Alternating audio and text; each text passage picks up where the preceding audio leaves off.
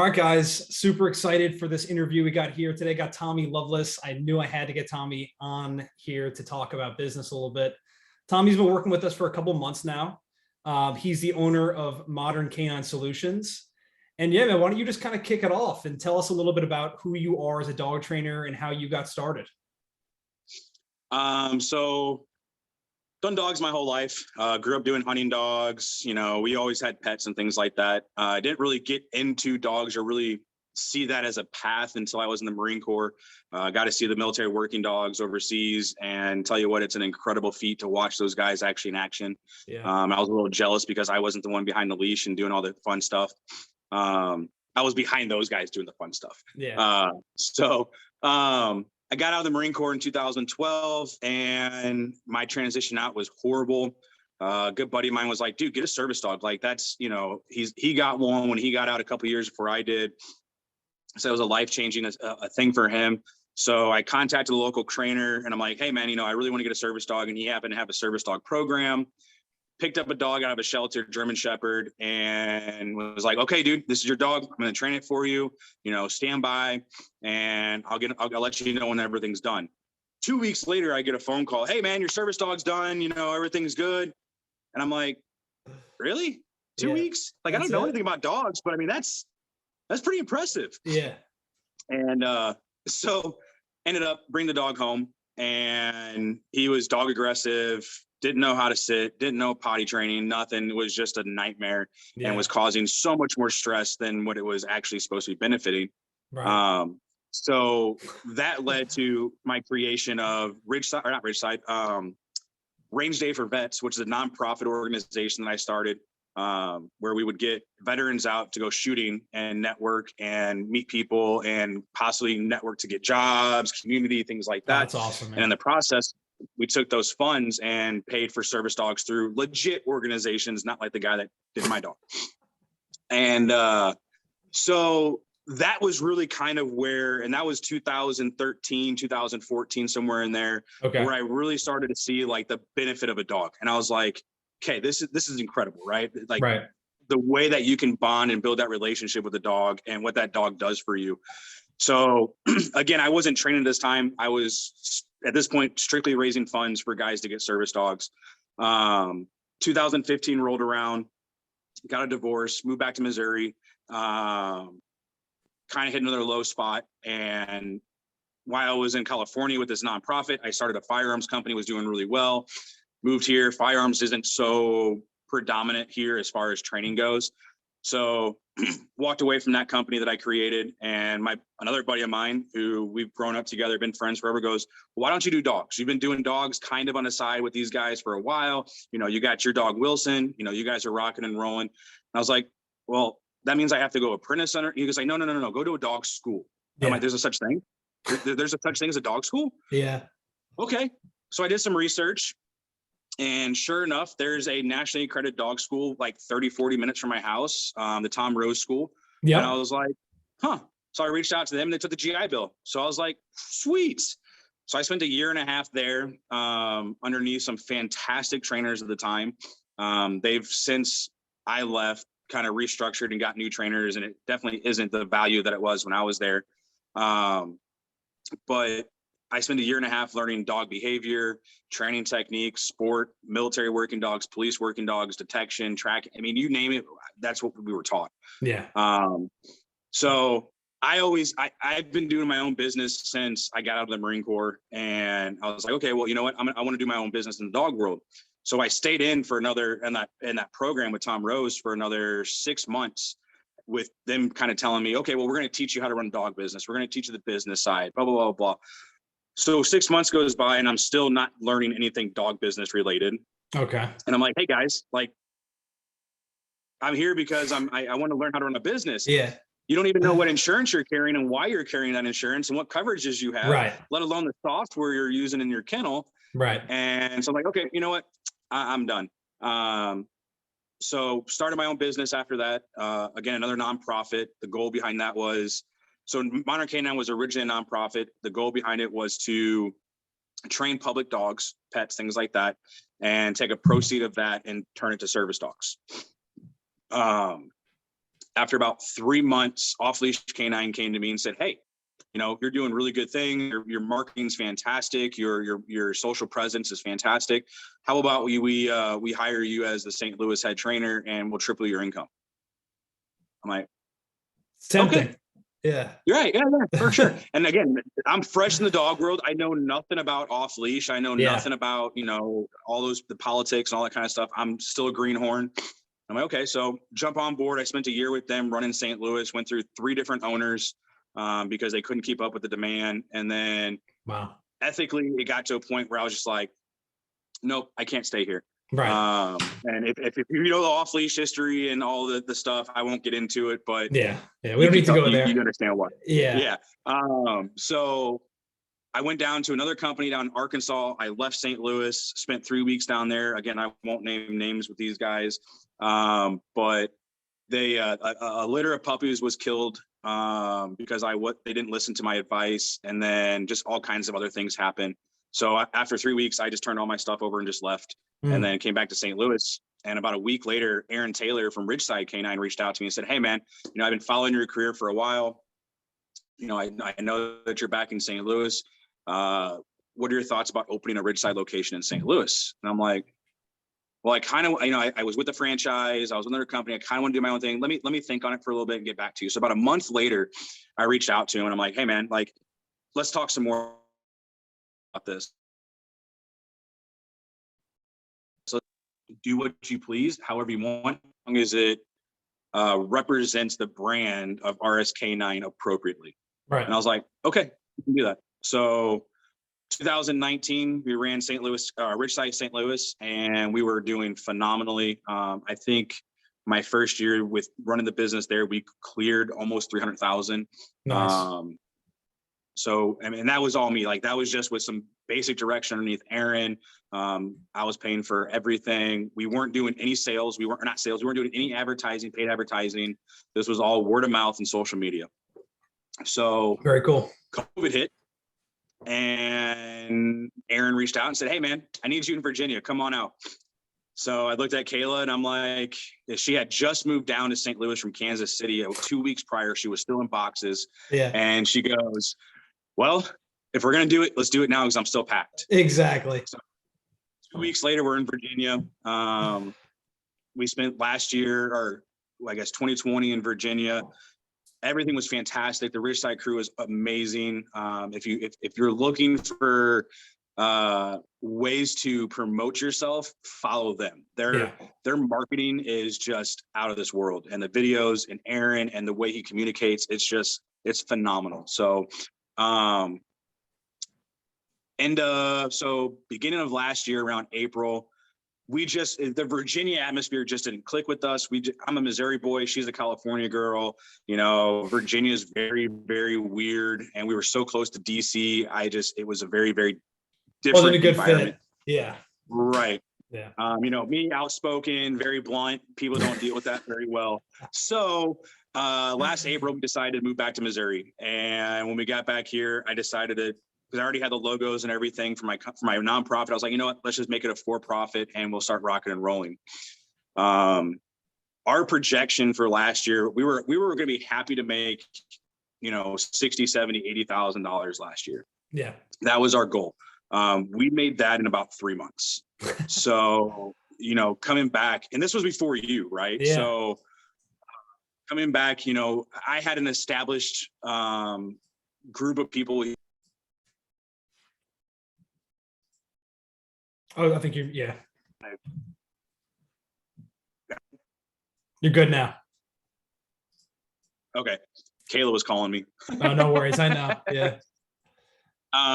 So we just, everything went so fast paced. We went from one crate in a basement of our friend's house to, because we weren't even in our own place yet. When we moved back here, we literally moved to a friend's house. They had an apartment in their basement, and we lived there for up until last month. Saving money, paying off debt, hiring trainers, making things happen. Luckily, our good friends own No Time to Spare Animal Sanctuary. They were giving us kennel space to put dogs in because we didn't have space ourselves. And in return for helping them train dogs, train adopted dogs, what they call their alumni and things like that. So we had 6 runs. It was fantastic. We were crushing it. And then when was it? When I reached out to you, it was like July, August, something like that. Yeah, exactly. We had an off month. We went from $20,000 to $30,000 a month, word of mouth, social media. I was dabbling in Google AdWords or whatever, wasted money, pissing money down the drain. And I was like, Kevin, dude, like you reached out to me a while ago. I kind of blew you off. I've been watching you and Lucas and, talking. I was so offended, man. I was so offended. Hey, like I said, I'm a very blunt person. Yeah, no, I appreciate you being upfront. But everything comes full circle. So, we had that bad month and it kind of scared me a little bit. Right. Yeah. And I'm like, okay, well, I got 2 trainers now. I got to make sure that they're getting paid. I'm 100% disabled to the VA. So I have, my VA my mailbox money that comes in every month. Yeah. So I'm okay. We can survive on that. Right. But, my trainers rely on us. Right. So, we reached out to you and I'm like, dude, like we were crushing it up until this month. Yeah. Give me some help. What is going on here? Yeah. Right. Yeah. And, and it's ever since, like you said, when we first spoke, you're like, dude, you're killing it. You got people coming in, you're making really good money. I'm not going to change that. I'm going to pour, gasoline on the fire. Yeah. Fire's already lit. Okay, like the business is already killing it. Like this is just extra on top of what you're already doing. Right. And I was like, cool, that's what I need. Let's do it. Yeah. And within days, we started getting more ads, or not ads, but more leads. Contacts. Yeah. And we had some hiccups there. We're still a growing company trying to figure things out. I had leads coming from 2 different phone numbers, leads coming from, your 3 tracking numbers. I had leads coming from Facebook. I had leads coming from our website. Exactly. So I'm like, holy crap, what do I do with all this? Yeah. But we're getting there. And yeah, our best month last year was December. We cleared $60,000. That's awesome. I paid my one trainer over $15,000 that month. So wow. December 2021, you're talking about? Yeah, 2 months ago. Yeah, that's awesome, man. 60K in a month. Yeah. That's dope. Yeah, that's a really, really good business. That's basically a quarter. If you can do that every month, that's $750,000 business. Right. And the crazy thing about that, I was in Florida for 2 weeks of that month. Yeah. It's wild, dude. Just imagine if you weren't laying on the beach in Florida. Right. We probably would have cleared, well above that. So yeah, exactly. But yeah, dude. I mean, I was always skeptical because I'm that guy. Like I'm going to do everything. I don't run a business. I operate a business, which if you talk to any wealthy person, they tell you that's not the way to run a business. Because if you are the one that's operating the business, then you're not getting paid for those things that you need to get paid. Exactly. So, and that's where we're at now is we're growing to the point now where I'm stepping back more with giving you, your run to bring in the leads that we need and, trusting your knowledge and your ability to do what you do to help facilitate what we do. And, once I figured that out and I started stepping back a little bit, dude, it's been fantastic. You've been awesome. I appreciate it, man. I can reach out to you whenever. I think if there one night I reached out to you at like 11 o'clock at night, I'm like, dude, what the hell? And, you responded. I'm like, that's the type of people I work with because I'm that guy. You message me at 1 o'clock in the morning, you're going to get a text message back. Yeah, dude. I can relate to that, man. That's what you want. You don't want people that are just like taking forever to get back to you. Like, hey, I'm 9 to 5 and that's it. Like, don't bug me, Right. Yeah, dude, I love your story, man. Like you have so much background here, so much to share. And I mean, like everything is compounding and like it sounds like all these different places that you worked at, all these different opportunities that you've had have kind of led you to this moment. And, now it's just kind of like the timing was right and it's really exploded. And you even had sent me a message a couple weeks ago now where you were like, you guys are considering, I don't know if you're still considering doing this, but opening up a location in the Florida market. Is that still a possibility for you? It's going to happen. Now that we've signed the lease for this 12,000 square foot training building, that Florida location might be on the back burner for a few more months. Yeah. This is the priority. Is the new location? Say that again. Sorry, my phone cut out. No, I was just saying. So yeah, I mean, that's got to be the priority. Is the new location that you guys just Right. invested in? Right. So now the goal, as the goal before this was, okay, let's hire a couple more trainers. We'll get the system a little more automated. I can step back a little bit so that I can go down to Florida. We can open a location down there, get some trainers in place down there. Yeah. But now it's still the same plan. The plan is get the location here up and running, get people in the doors, get the right people in place to run the facility so that I can step away, know that it's going to run appropriately, head down to Florida, sit on the beach, smoke my cigars, and then open up another dog training company down there. Exactly, dude. So yeah. So do me a favor, man, touch on, because you started running ads before we worked together. You were running your own Google ads. And what was that experience like for you? Well, you say running. It really wasn't running. It was, okay, let's figure out what all these little boxes are. Right. And, oh, zip codes. Okay. Oh, there's a city that we like. Okay, that looks good. Yeah. Spend money. And, you hit that go button and it just spends it. Yeah. And I really don't think I think I ran those for roughly 2 months. I think I dumped pretty close to $2,000 to $3,000 into it. And I don't believe I got a single lead out of it. Yeah. I know, dude. I always say it to all my clients, like, paid advertising can either be your best friend and get you an amazing return on your business. Like, we track everything now. Like, you have your leads in a spreadsheet. You can go back and see every single person you spoke to, didn't speak to, and how much that resulted in business. If you're not doing that, if you fill it out, yeah, big if there.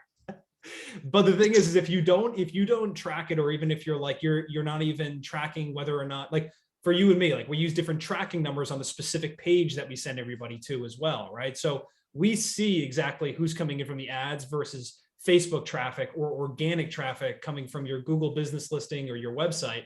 And because you don't really, I mean, when you're operating from a position, and I've been here before myself, where you're just putting money out there and you're crossing your fingers, hoping it works, like, it's not a recipe for success.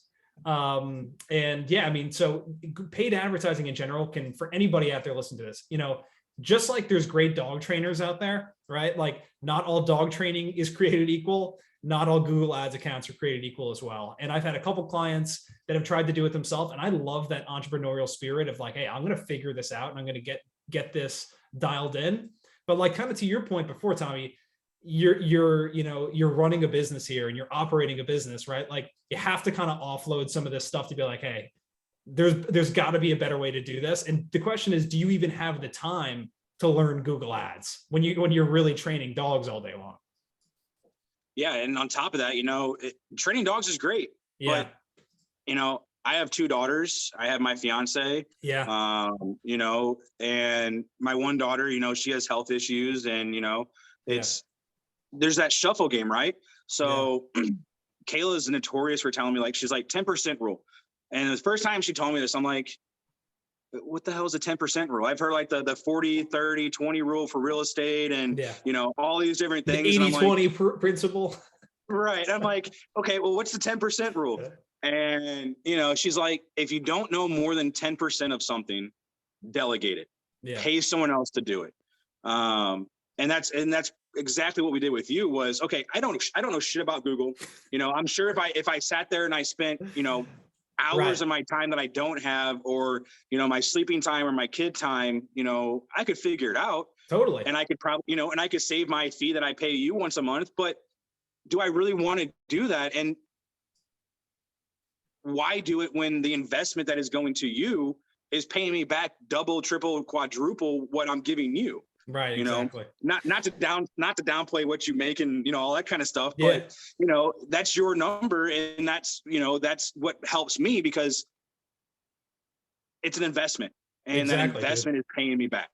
I totally agree, dude. Like, I invest in mentorship. I invest in coaching programs on digital marketing myself, because at the end of the day, that's my business, but I've also paid people to do things for me too, because it's like, I don't have the time to be doing this. I don't have the time to be sending out friend requests every single day to grow my group, or, tweaking Facebook ads and stuff like that. So it's like, when you can delegate it to somebody who already has the knowledge, you can just fast forward your business, and it's like, why have to go through all those growing pains if you don't need to? At least that's the way I look at it.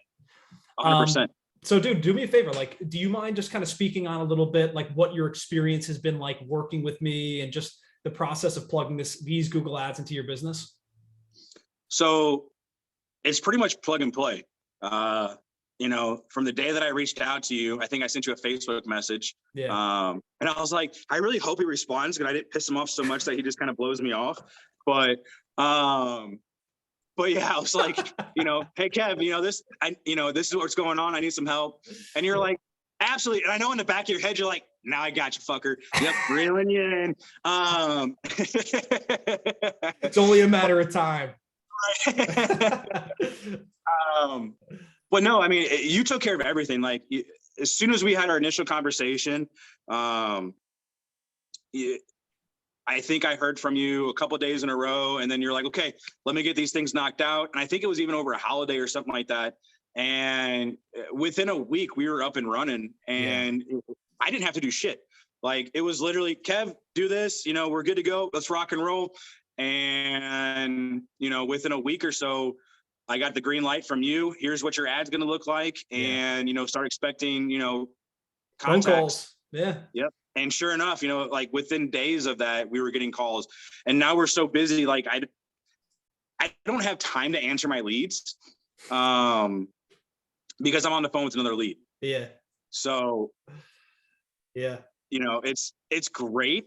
I need another one of me so I can keep up with it. Yeah, I know. Yeah. If only we could duplicate you. That's the thing, dude, is like, you swap out one problem for the other. It's a better problem to have. Right. But right. You're at everyone gets to the point in their business. They're like, I need more leads. I need more leads. And then you get there and you're like, oh shit, I need more people to accommodate all these leads. I need more trainers. I need more people to answer the phones. Right. And the other thing that I noticed too is ever since your ads picked up was our organic growth, not only on social media content, but website leads and just all that, like, organically has exponentially magnified. And it's crazy because I was walking through Rural King the other day and some guy goes, oh, you're dog trainer Tommy. You're that guy on social media. And I'm like, yeah, I got a dog. He's aggressive. Can you keep back for a second? We can talk, but but it's cool because I'm not that guy who gets in front of the camera. I mean, I can talk. Yeah. I don't, for some reason, you put the camera on me when I'm doing like a social media video or whatever. I'm just like, and it's like, your phone's not cutting out. It's really me. Just, I can't talk.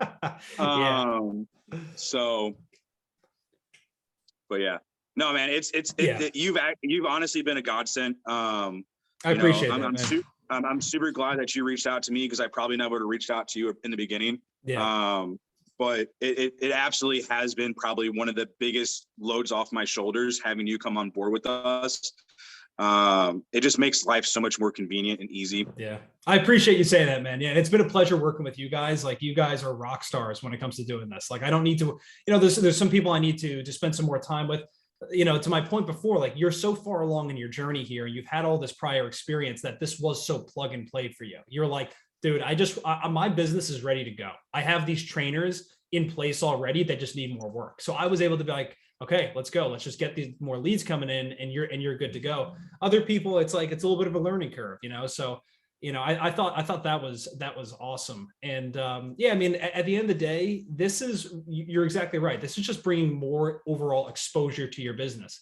So people are pretty savvy today when it comes to the internet. They know they may have clicked on an ad, so they want to go check out your reviews or your actual website or your Facebook profile and stuff like that. So yeah, it just grows everything from what I see with all my clients. And I mean, it's just overall, just at the end of the day, I always say this too, that it's like, this is just where the eyeballs are. They're just people searching on Google. The eyeballs were still in newspaper ads. That's what I'd be doing, but it's just obviously nobody looks there anymore. Right. Right. So dude, I want to add some real value. I want to add some real value in this conversation here. I mean, you've already talked about a lot of really awesome stuff, but I think a big problem that a lot of people are dealing with is just like sales process in general. So do you mind just walking me through like exactly how you handle like your leads when they come in, just in the moment the phone rings all the way through the time that you're signing somebody up? What does that look like for you? So if I actually answer the phone, You know, I don't talk about the dog, right? I think Lucas hit on this really, really well in your guys' conversation. You Yeah. know, people know what the problem is with their dog, right? Whether it's aggression, fearfulness, you know, basic obedience, whatever. Yeah. The problem that I think that a lot of trainers run into is you don't make that one-on-one connection with the owner. And because you don't make that one-on-one connection with the owner, you miss the lifestyle and the life opportunities and what that dog is truly going to be doing.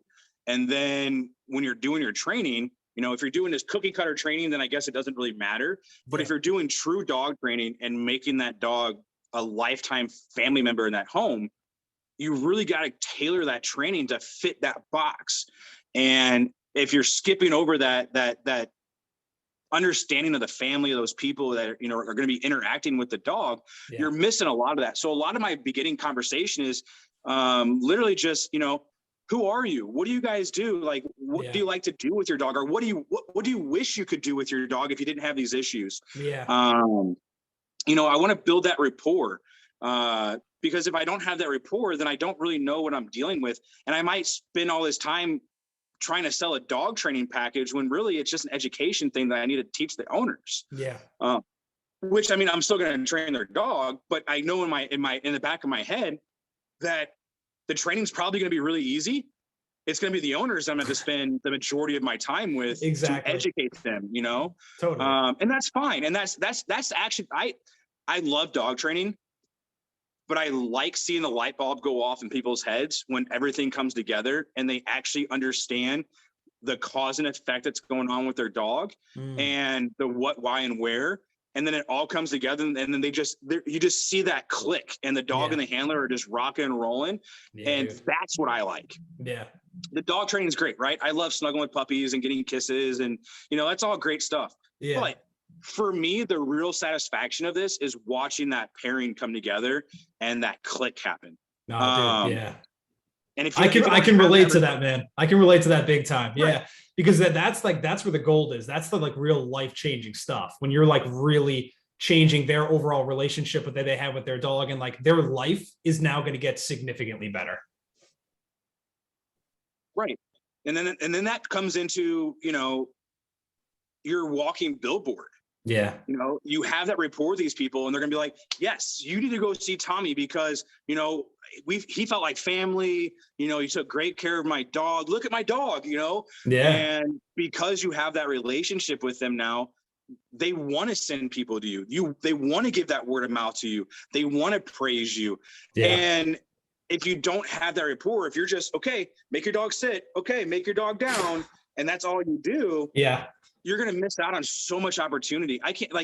I've met so many super awesome people networking through the dog community, like teaching their dog how to be dog, you know, have a dog living in the human world. Yeah. You know, I've met millionaires, I've met billionaires, I've flown in helicopters training personal protection dogs for a guy. I had all these super cool experiences because I took the time to build that relationship with that person. Yes, the dog is still there. Don't get me wrong. You know, we're still doing the dog stuff. Yeah. But it's that human interaction that a lot of people miss. Totally, dude. So going back to the sales question, sorry. You're fine. So, you know, it's answer the phone, you know, hey, this is Tommy, Monarch Canine Solutions. You know, how can I help you? And usually, you know, right away, people are going to go, blah, blah, blah, blah, blah, my dog, blah, blah, blah.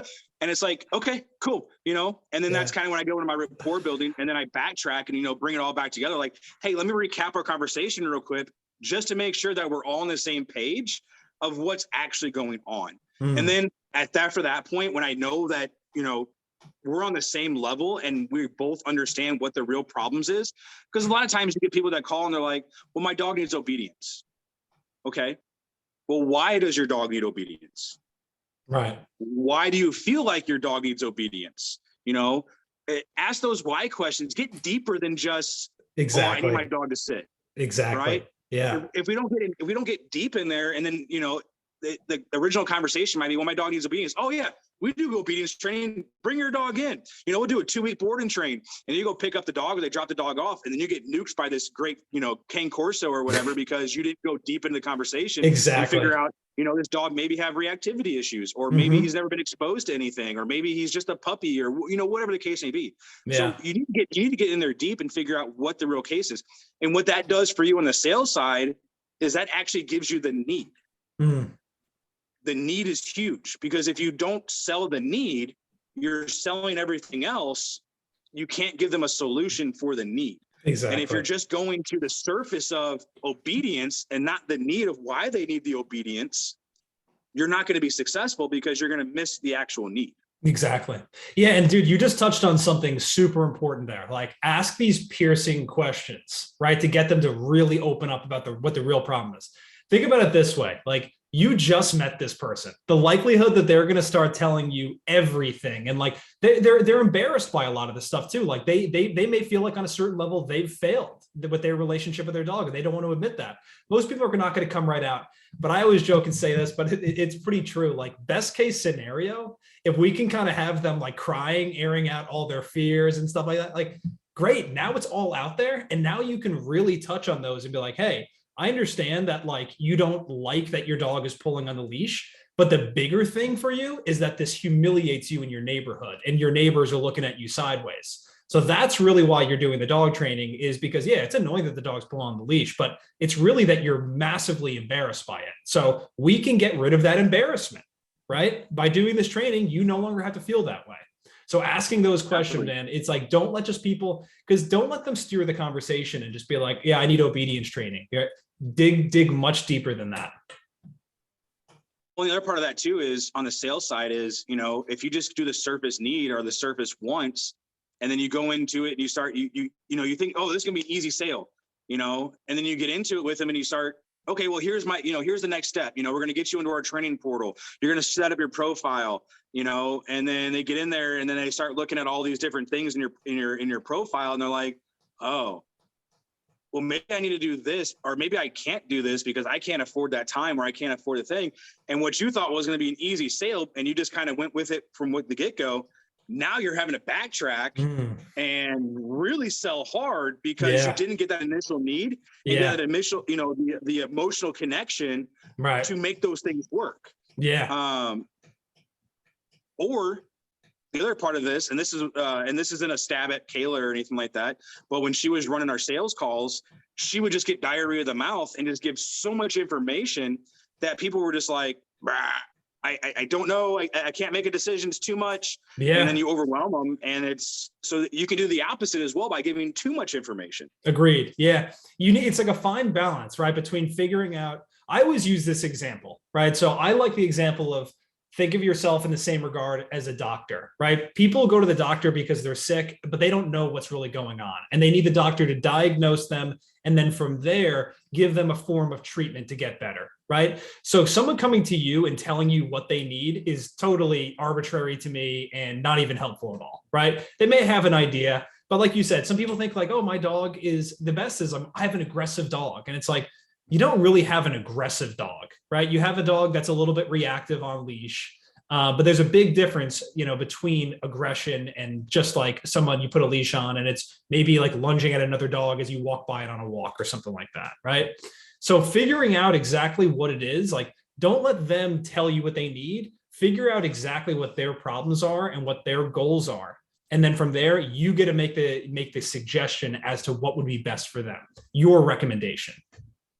Right. Or what I do a lot of times is I kind of let them tell me what they want or what they think they need. And I steer their thought process into a sale of, this is what, you're right. You know, everything you just said, that's why your dog's doing that. And this is why you need to do it. Right. So you can go both ways, right? You can take all the information in and give recommendations, but if they're already emotionally going down that path, just give them a little butt pat and keep totally going. True. You know, no, dude, I totally agree with that because, like, you know, you're absolutely right. On the other side of that coin, like, if they're telling you what they want, like, we don't want to be like, no, you don't need the 4-week board and train where you're paying me $5,000. You don't need that. You just need group classes, right? Like, if they want to, they're committed to doing something, like, and they're already going down a certain path. You just need to explain to them, like, hey, this is what's best. You're absolutely right. Just a little pat on the back, like, okay, everything's gonna be okay. This is what you want to do here. Yeah, that's brilliant, man. Yep, so, absolutely. So yeah, you do Yeah, most of your sales over the phone, right? If not all of them. probably 80 to 90% of my sales are closed on the phone. The only time that I really, I guess this is where I'm a little bit different from Lucas, where he does a lot of evals and like actually spends the time going out and doing things with the actual people, getting face to face. I do that as well, but we do offer free evaluations. I mean, I just drove the other day, I think I drove 2.5 hours to do an eval. But if I'm going to go to an eval, my head, I'm closing the sale at the eval. Yeah. I'm not leaving that house without the dog. Yeah. Because if I'm taking my time to go meet you face to face, and I prep my conversations if I'm setting up an eval, like I will literally tell people, hey, right, if I'm coming out to this eval with you, or are you okay with me taking your dog if you're comfortable with everything we've said and everything we discussed, even if I have to do a little demo or work your dog a little bit?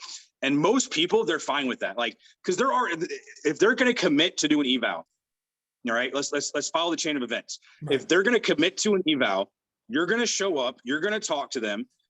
Ideally, everybody's a decision maker is going to be there. They're happy with what you say. Why wouldn't you take the dog? Yeah. Right. So, even if that means I have to schedule an eval out, 2 weeks or 3 weeks so that I have a space in my kennel. If I'm going to an eval, that dog's coming home with me, unless something dramatic or disastrous happens during that eval. Or I just, for some reason, blow it out my butt and they just don't, whatever. Yeah. But I'm fairly confident that 9 out of 10 times I go do an eval, if not higher than that, I'm bringing a dog home with me. Exactly. Yeah. So, but yeah, I mean, I do that all the time. I mean, you've listened to my sales calls, Yeah. predominantly if I get on the phone with somebody and if my call lasts more than a few minutes, they're sold. Yeah. They're going to sign up, whether it's with me or one of my trainers. Again, time is of the essence. Like, I don't have time to drive all over God's green earth to do all these evals. Yeah. And my trainers are the same way. My trainers run anywhere between 3 to 6 dogs at a time, which is it's a heavy load. Yeah.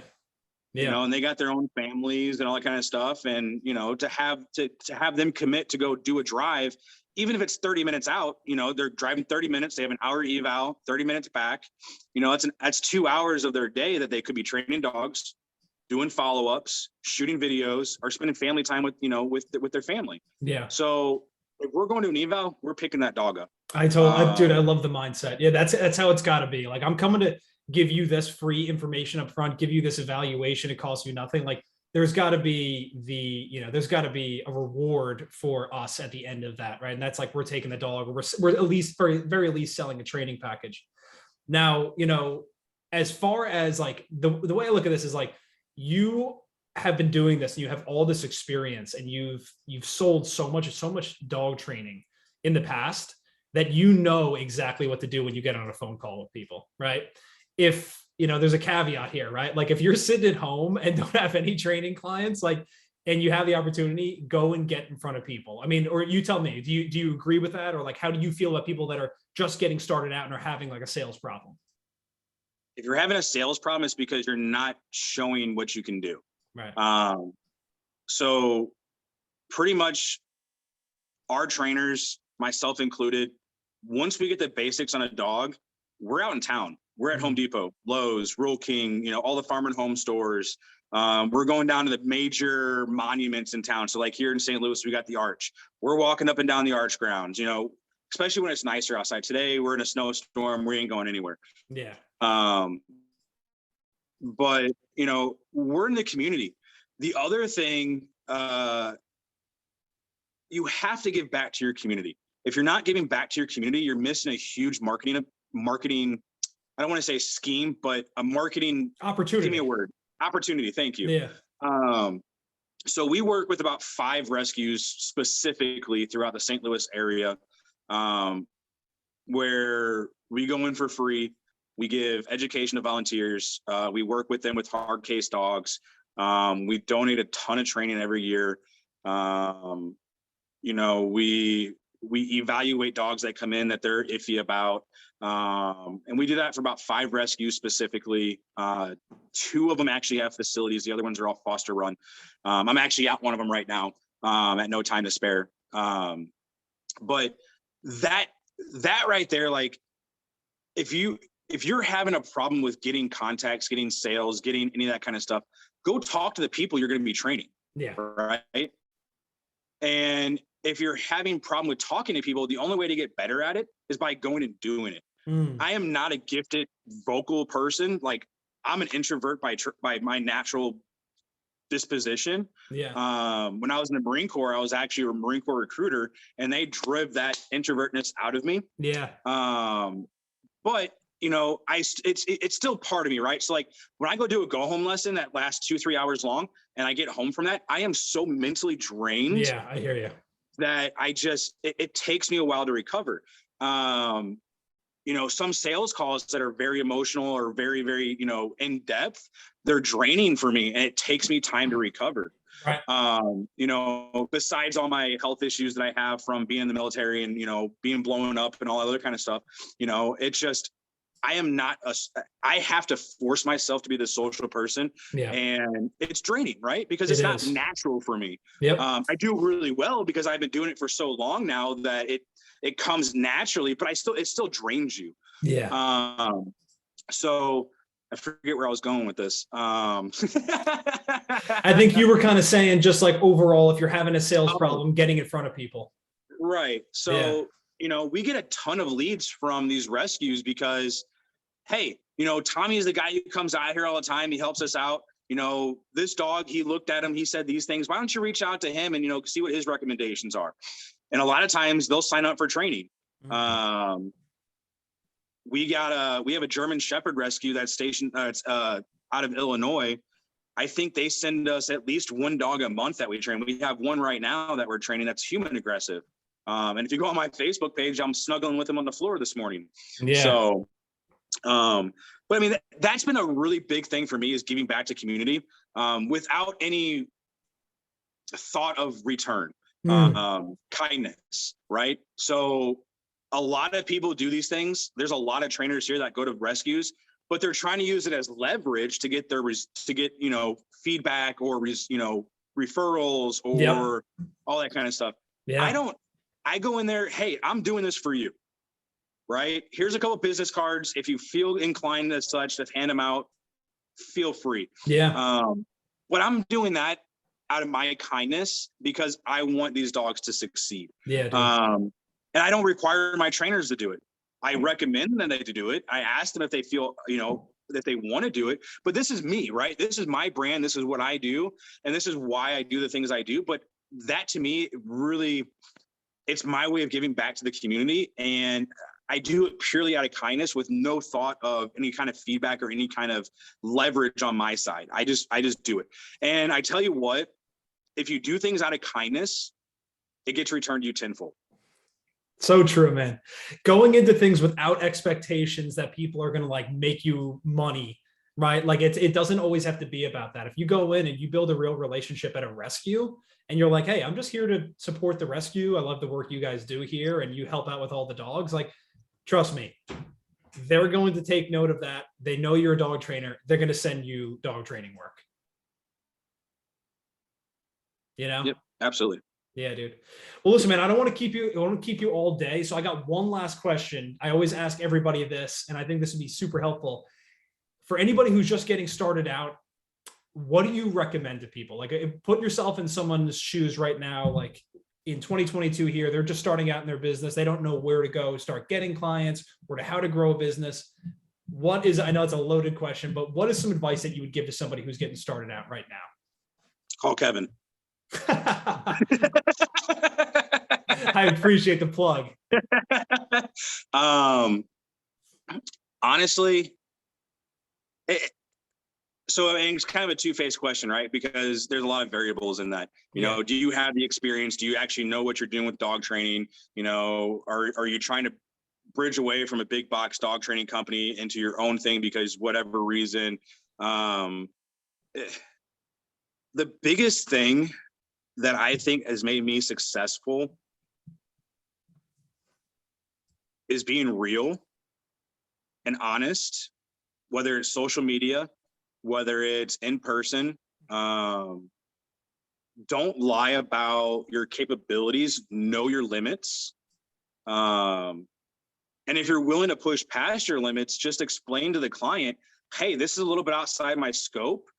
I really want to help you, but be frontal about that so that when you do fuck up, or, you know, you do mess up that dog, or you do make a mistake, that everybody is on the same page and understands. The only way you learn is by going beyond what your thresholds are, right? Yeah. So if you're not a social person, become a social person.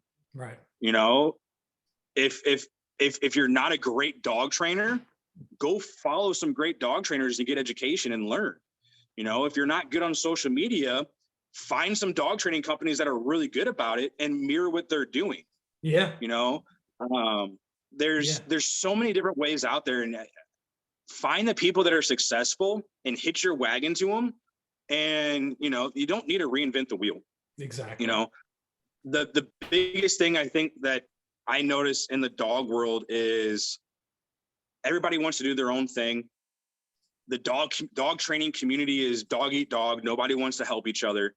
You know, and I'm not that way. I've had trainers call me all the time, and I give them free advice. Do this, or don't do this and don't do that, or, you know, give me a furry finger and, you know, just go on your way. But if we all succeed as a community, we're not going to have the issues that they're seeing over in Europe with like the ban of e-collars and pinch collars. If we can come together as a community and support each other, yes, there's in St. Louis, there's probably over 1,000 dog trainers within, you know, an hour drive of me. I have very, very high competition of one company specifically has over 14 locations within a 2-hour range, and they're dumping thousands, if not hundreds of thousands of dollars into marketing every month, if not every couple months. Yeah. You know, those guys are hard to compete against. So the other part of this is what I bring as far as value to my company, to my clients, to what we call our pack family. Yeah. They can't touch. Right. Because they're big box. Exactly. They're all cookie cutter. Right. You know, every dog fits in this box. And if it doesn't fit in this box, sorry, we did what we could. And they don't ever hear from them again. You know, dude. So I totally relate to what you're saying, man. Yeah. I just wanted to kind of touch on that real quick. You got to be yourself, right? Like kind of what you're saying, like that's the thing. It's super cheesy, but like, that's what makes you who you are. The individual you are is who you are as a person, and nobody can ever recreate that. Right. So you got to have your own personality in your business. And that ties back into what we were talking about with relationship building and being a real human being in that regard. But yeah, study the greats, kind of like what you're saying. You know, it's like, you know, I'm a big basketball fan, grew up playing basketball, and it's like there's a reason why LeBron James and Kobe Bryant studied Michael Jordan. It's because there was already a template here of something that was like so unbelievably good. So if you are wondering how to compete in your local market, you know, don't just carbon copy another company, but see what they're doing right and see how you can even continue to innovate on that and improve on what they're doing in your business. 100%, dude. Like that's huge. Like, there's so many fantastic companies out there that have been doing this for years, and even new companies that have been just doing this for a really brief time. Yeah. But they're making waves, right? Yeah. But I think the ultimate thing is the value, right? What value do you bring to that family when you train their dog? Right. We give lifetime support, right? That's one of our number one selling things. And I only know of one other company that does lifetime support. But you pay me to train your dog and a board and train, you are part of my family. You call me in 5 years and you're having issues, I'm coming to your house and we're working it out. You call me the day after I drop your dog off, I'm on my way, right? And if I can't, we're gonna have a Zoom conference or a fucking phone call or something, and we're gonna try to squash it right now and here, because that's what we do.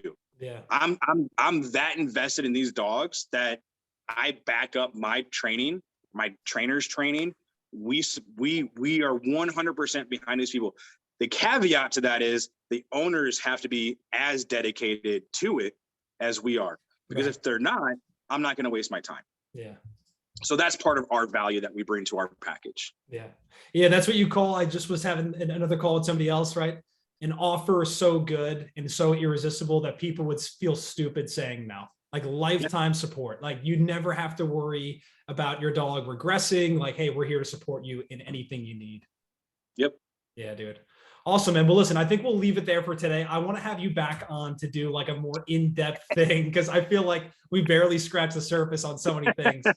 But dude, I really appreciate you taking the time today to chat with me and do this interview. We'll do it again soon, okay? My pleasure, man. We'll talk soon. All right, brother.